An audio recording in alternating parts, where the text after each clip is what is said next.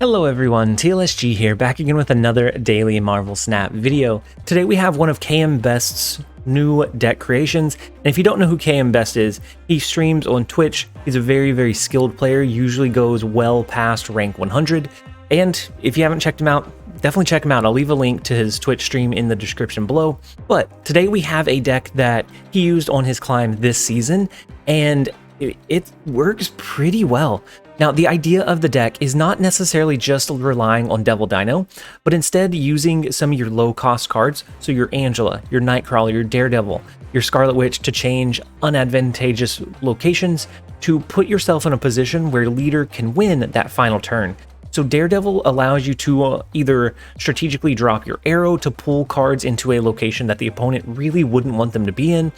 If you don't draw into Aero, you should have your Professor X or your Devil Dino, and either one of those are going to be very solid turn 5 drops to position yourself with a tempo advantage over your opponent so that you can finish out the game with the leader. Now, we all know that sometimes leader can get countered, but if the opponent is not anticipating a leader or a misdirection, this can absolutely surprise them. This can take a lot of 8-cube games, and I've had a decent amount of success with it. So I did want to showcase it for you guys because we all know that the Aero deck that he created has kind of consistently climbed up the ranks of up to tier 1 because it is so consistent. And this one I think is going to be the exact same, but let's go ahead and jump into a couple games. I hope you guys enjoy.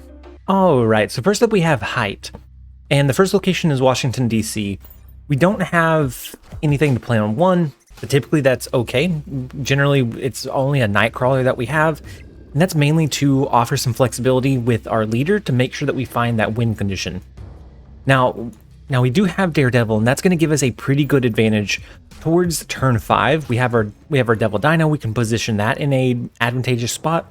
If we draw into either our Aero or our Professor X, we're going to be able to utilize that as well to find our win condition. And so let's go ahead and I think we drop our Cosmo into Atlantis. I don't think we're going to be able to just get away with just doing one card here. And so I'm going to go ahead and start stacking our cards. Now we do draw into Professor X, which is a good one. We can do White Queen. That's going to give us some insight into what their highest cost card is.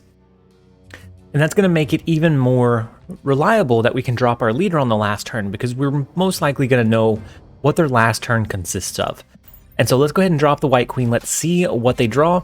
They are running a Patriot deck, which is a little bit scary, but if they drop too much power into Atlantis, so they have an Onslaught. So if they drop too much power into Atlantis, we can actually find our win condition in Atlantis while they buff up their far right and their far left lanes. All right, so they drop several cards here. They do a Mysterio, which we don't know if this is the real one or not. They do a Mr. Sinister, so they're going to cap out this location. So I think this is an easy laydown of Professor X into the Crimson Cosmos. They have an Onslaught that they're going to be able to play here, but this is going to be 3, 4, 5. This is going to be 10 power at max. And so we're going to be able to do a Devil Dino. And so let's go ahead and snap. They might retreat off of it. We're going to go ahead and Spider-Man emote them back. We have Crimson Cosmos locked down, so even if they do something that buffs up this board, that's fine here. And then we could do our Devil Dino in mid, because this one would be capped out whether it was a real token or not. We were going to be able to outpower what they had in Atlantis with a 2, 4, 6, 8, 13 power Devil Dino plus our 3 power Cosmo. Find ourselves the upside. And so that's kind of the consistency that this deck offers. Let's go ahead and jump into the next one, see if we can get a full match for you guys. All right, so next up we have Boggle. The first location is Crimson Cosmos, which means nobody's going to really be able to play there until at least turn 4. And on that turn, since we have our Professor X, we will probably lean in to do a Moon Girl into a Professor X on 5, just so that we have power pushed over into that location. And we know that Dream Dimension could copy the Crimson Cosmos on 4 as well, so we're going to want to invest some resources early into that lane to make it a little bit easier for us to push power onto the board. And then the last location, the last location is the Nexus, and so that actually might change things just a bit. We can still do our Sentinel. If this one changes into the Nexus, then that's actually really good. If it changes into the Crimson Cosmos, then this becomes the lane that we're competing for, and it becomes a little bit tougher. So I think we do a Cosmo here. We can do a Moon Girl on 4 into a Devil Dino and a Devil Dino. We can do a double Devil Dino, and I think that's going to be pretty hard for them to compete with. And so let's go ahead and set up the Cosmo play. Now, if they have something really big like a Wong ongoing, if they have something really big like a Black Panther build, we're going to be able to stop that initiation with our Cosmo. Ooh, so they have a Lockjaw. So they could be doing a large minion deck, which is kind of scary. I would play Daredevil, but since they're most likely going to be playing here, they're going to be rotating their cards. I think it becomes less advantageous for us to lock in this location, or to get a read of this location, because most likely they're going to be playing cards here on 5. It's going to be very unlikely for us to get a Professor X lockdown. So let's go with the Moon Girl. We'll go with the Double Devil Dino play, because that's going to push somewhere between 30 and 35 power, I think, total across that lane. And it's going to give us a decent amount of upside. And so they actually Jubilee into, ooh, Captain Marvel's an interesting one, because that's going to be able to rotate over into the Nexus lane. Very, very interesting. So let's go with the Devil Dino. We're going to have to try to outpower them. The Captain Marvel will be able to move into the Nexus to push that 6 power across the board. So that was a very, very good Jubilee pull by them. Now, if we have them outpowered here and we have tempo advantage, and we draw into our Aero, we can actually pull Aero out. And actually, now that I think about it, with Professor X, it stops cards from being able to rotate, right? It used to not, but I believe it does now. And so the Hulk is a big one. Oh boy. And we get another big one. Oh my gosh. So we don't have the advantage versus them right now. If we did, we could just do an Aero to pull whatever they play out. But since they're going to rotate it, that's not going to be what we can do. So let's go ahead and play another 15 power into the Nexus and just hope that they can't keep up. It's going to be kind of risky because they could have a really big, powerful play that they can drop here. We know that we don't have to worry about a Shang-Chi or an Enchantress. That's why we set up the Cosmo play. But we're going to have to see if 33 power is enough. That means that they're not going to be able to get, if they have anything that's more than 10 power, in this lane, then we actually lose. Or if they get close and they push some power over here as well, then we could potentially lose that matchup as well, but we'll see. They might be able to flip into an Infinite if they get really, really lucky, but I think we push our advantage. I think statistically, they have 2 of their really big plays already out on the board. What else could they have? They could have a Magneto that could do it. They could have probably not a Death, but I could see a Magneto and an Infinite in this list, depending on what they drop. Now, they may be considering not playing here. Okay, so they do Yellow Jacket, which doesn't hurt their cards because of the... Ooh, so the Doctor Doom is not going to be able to do it for them. We win this lane by enough to cover the differential in the Crimson Cosmos lane, and we actually maintain our advantage. Not a traditional game. Not a traditional game at all, but this deck, what this deck does well is that it is very adaptable. You can play to a lot of different locations, a lot of different strengths or weaknesses, and it performs well regardless. And so let's go ahead and jump over into the next game. All right, so next up we have See Jojo. The first location is Subterranea. We do have Scarlet Witch and Sentinel, so we're going to be able to have some resources that we can play on 2.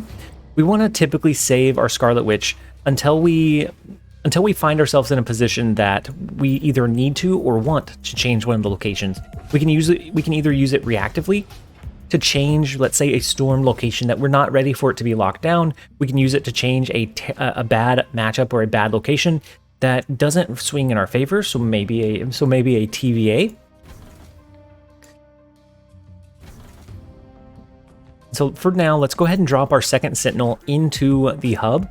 We want to try to make sure we lock that one down. We might do a Scarlet Witch next turn because they have Angela. That's going to be hard for us to compete with.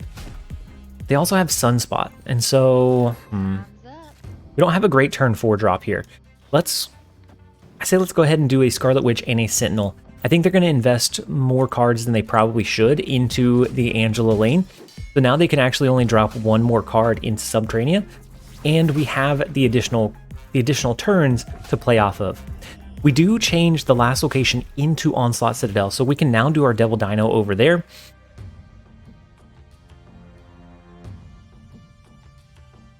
And I think that's what we lean into. I think we do the Devil Dino, and then we look for a last turn out.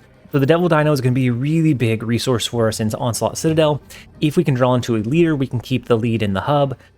If we draw into Aero, we can force them to pull their cards wherever they don't necessarily want them to be. Ooh, so they do an Aero, which pulls our card where we don't want it to be. But right now, it is a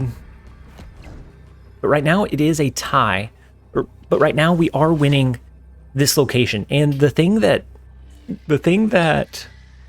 this Aero play did against them this turn was that we got a Miles Morales from the hub. That's going to make him a 1-cost drop instead of typically a 4. So we can do a Miles Morales and a Moon Girl into the hub location. That's gonna allow us to buff our Devil Dino back up, so we keep the lead here, and then we just have to try and find the win condition here. And this is gonna be a 15 power lane that I think we're gonna be fine competing against. And so, because we had such a big Devil Dino, because we had such a big hand size, we changed the TVA location, and they had invested so many low power, low cost resources that were really good plays when TVA was in effect, but not so much whenever board space becomes an issue and you're playing to the very end of the game. And so we do manage to find the win condition here as well. We're winning a lot of games, but none are really going to the final turn play just because we position ourselves in a position to win just about every single game. Let's go ahead and jump into one more, see if we can find one that goes all the way through the last turn play. Alright, so next up we have Exergy. The first location is Dark Dimension. We have our Nightcrawler, but I don't know that we necessarily play it onto the board just yet. Actually, since we don't know if we're going to draw our Angela, I'm just going to go ahead and play Nightcrawler on the board. The main purpose for Nightcrawler in this list is that he can reposition himself. He's a cheap card, but he can also reposition himself to find a winning condition with a leader play that might not otherwise be there. We can reposition some of our power, and that allows us to better set up for a leader play on the final turn. And especially since we have a leader in our hand already, I did want to go ahead and just play it onto the board. Now they play a Nova into the last location. We don't have anything to stop them from destroying the Nova, unfortunately. We could change the Bifrost location, or we could just lean in. We could keep investing power over into this far right lane. We can always move our Nightcrawler out. Next turn we might drop a Jessica Jones, we might do a White Queen, or we might do both a Sentinel and a Scarlet Witch. Ooh, so they drop a Storm. Interesting. Especially considering that they have the Nova over here. It's very, very interesting. We copied their Jessica Jones, and so I'm actually okay with this. I think that they're going to lean into the Jessica Jones play here, but we copied it from Daily Bugle, and so we're going to be able to match the 8 power that they play on this turn. We can then do a Devil Dino in Dark Dimension. I think is going to be fantastic. We can do a Devil Dino and a leader in Dark Dimension. I'm very, very confident with this play line. So let's go ahead and lock in the Jessica Jones. I anticipate that they do one here as well. And then maybe they have something else that can go wide. Maybe they're going to have a Killmonger that they're going to drop to destroy the Nova. But we are going to keep pace with them in the flooded location. We could try to sneak out a Professor X, but I think our more strategic play line is to hide our Devil Dino in the Dark Dimension. That's going to be a very, very large Devil Dino. We can eventually move our Nightcrawler out, just in case they do something that can go wide. That way Devil Dino can copy that thing that can go wide. Ooh, so the vision is interesting here. So the vision, if they move over here, is going to put them to 19 power in this lane. I think we drop a leader play here, because I think they move their vision over into the flooded lane. I think that's the only play line they have. So let's move our Nightcrawler. I don't think it matters where we move our Nightcrawler, just in case they do play something that goes wide. I do want to move our Nightcrawler out just to leave a little bit of extra space, especially if they move vision and we lose that lane anyways. But I think the leader play is going to give us that padding. We have a really, really strong Dark Dimension already with our Devil Dino. And so let's see what the leader can do. We're going to copy whatever their last turn play is, and I think this gives us a very, very big advantage. So they do a Magneto, which pulls our Jessica Jones. We're actually going to copy their Magneto, so it pulls over their Jessica Jones as well, and their Storm.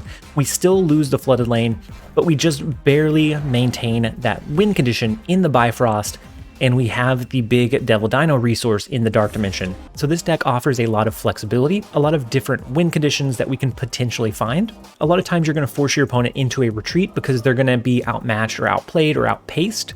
But there are some times where your opponent thinks they have a really, really strong last turn play, and sometimes you get lucky and you can find those big 4 and 8 cube games as well. But one thing that this deck does well is that it is very, very consistent.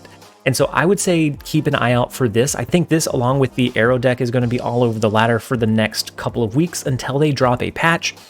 But until then, I say abuse this deck early, try and get your ranks in, and then just enjoy playing from there. But I think you're going to have to really keep this list in mind because of the big, powerful last turn plays that it can provide. But I hope that you guys enjoyed the video. If you did, make sure to leave it a like and a comment down below. As always, this has been TLSG. Later, guys.